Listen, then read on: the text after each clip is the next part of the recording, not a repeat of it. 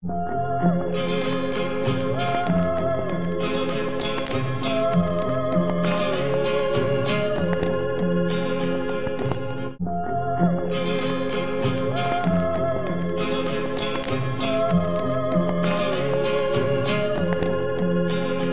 was on a late night stroll in the woods at Queenston. It was cold, cause of the change in the seasons. A strong smell engulfed the atmosphere.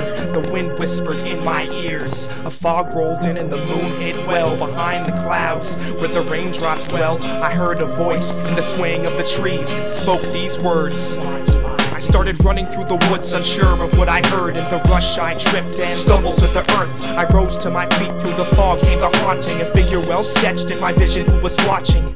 Like a nicotine addict I was short breath, sweat dripping from the pores in my forehead. In the darkness I screamed for help, but there was nobody else. I was all by myself. Every little creak that the woods made put a little speed in my foot pace.